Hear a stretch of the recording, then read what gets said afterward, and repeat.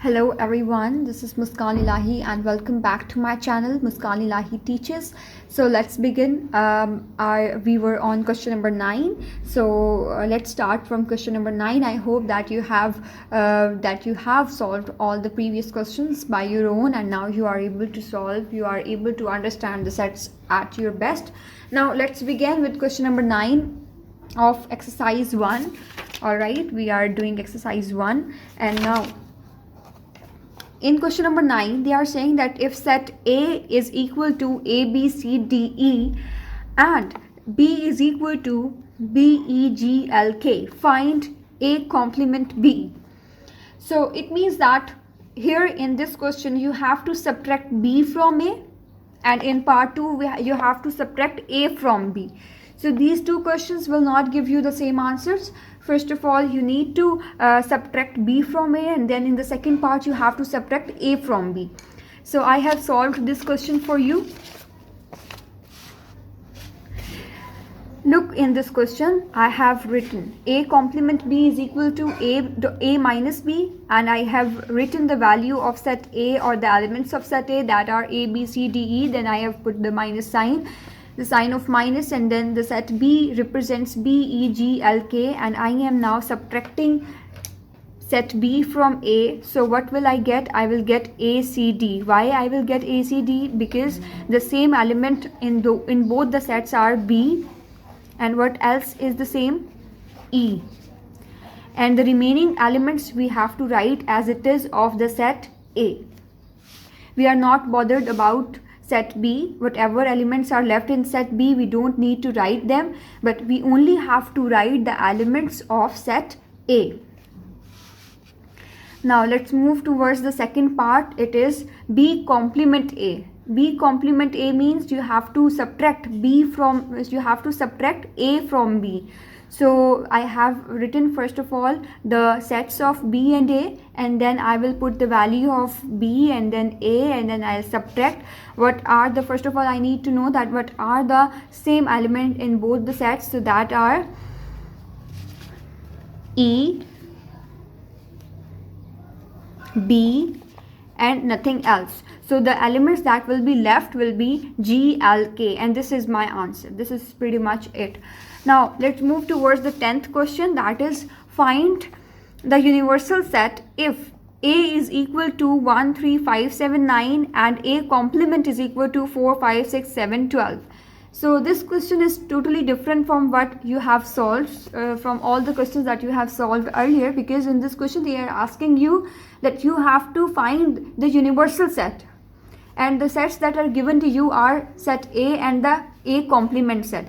So from that information you have to calculate the value of the universal set. So how will you do this? You will put the formula of finding the universal set if that is unknown to you. U is equal to A union A complement, and you know the value of set A and you also know the value of A complement, and then you will put the sign of union and you will find out the universal set at the end. How? I will compile all the elements in both the sets and I'll write one proper set that will be named as universal set for all the elements that are under consideration. And what are that elements, or what are that sets? A and A complement set.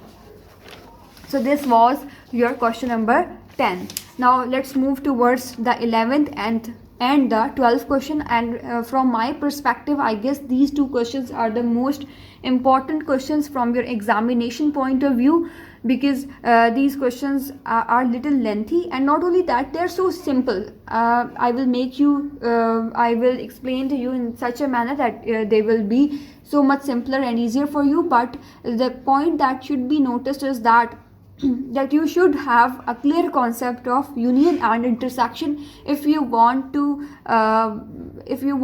be good at doing these questions. So in question number 11 they are saying that if A is equal to this set and B is equal to this set and C is equal to this set, then prove the commutative property of intersection of set. So whenever in your life if the word commutative comes, then it means that they are actually saying that if I plus 1 plus 2, if I do 1 plus 2 and if I do 2 plus 1, will the answers be same? Definitely the answers will be same. This will also give me 3 and this will also give me 3. So, or else if I do 1 multiply by 2, or if I multiply 2 multiply by 1, so will the answer differ? No, not at all. The answers will be same. Similarly, they are saying that find the commutative property of intersection of sets. So intersection of these sets, what will be the intersection of these sets? It will be, suppose I have 3 sets, set A, set B and set C. I have 3 sets and I have to calculate or prove the commutative property of intersection of sets. So first of all, what I will do, I will just do that A union B is equal, sorry union नहीं कहूँगी, intersection है, because in the question A intersection B is equal to B intersection A. All right, okay, we will explain, or we will know this question. We will solve question number 11 by using a very simple technique. In question number 11, they have given you 3 sets, set A, set B and set C, and they are asking you that calculate or prove the commutative property of intersection of sets. So I will explain this thing to you with the help of an example. The word commutative basically implies the idea that if I add 1 plus 2, or else if I add 2 plus 1, will the answer differ? Not at all. The answer will be same. 3 is equal to 3. Similarly, if I multiply 1 by 2, or if I multiply 2 by 1, the answer will not differ. It will remain same. So in case, or instead of putting plus in this question, if I write A union B is equal to B union C, B union A, the answer will be same. All right, the answer will not differ at all. The answer will remain same. And side by side in this question, they are asking you that prove the commutative property of intersection of the sets. It means that you have to take the equation as, because there are 3 sets, so you will solve them one by one. First of all, you will take the 2 sets, set A and set B, and then you will prove the commutative property on these sets. That will be A intersection B is equal to B intersection A. And you will notice that your answer will be same. Now, moreover, when you will come towards the other 2 sets, that are set B and set C, and you will apply the commutative property of intersection of the sets in these 2 sets, what will be your property? It will be B intersection C, and C is intersection to B. So here I have taken first this thing, or you can take 3 other sets that will be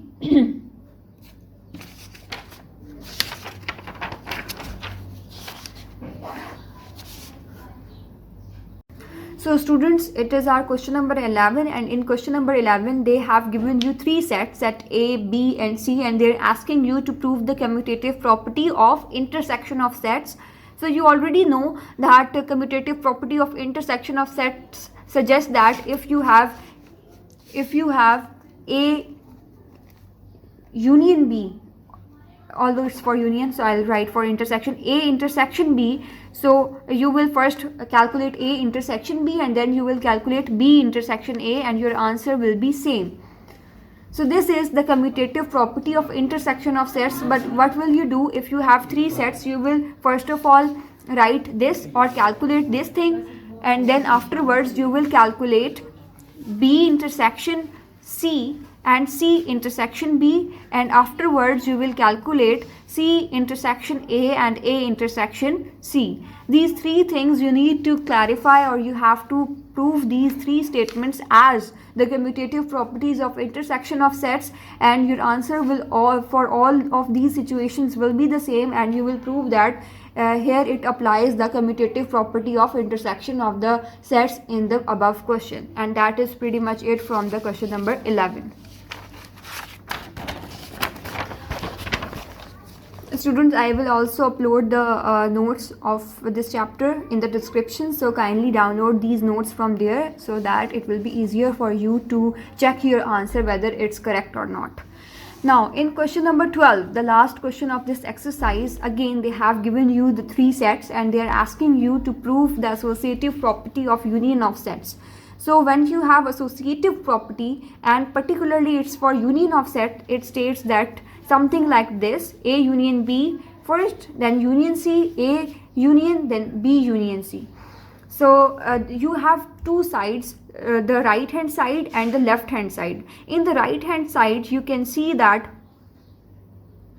you have A union B union C, and in the left side you have A union B union C.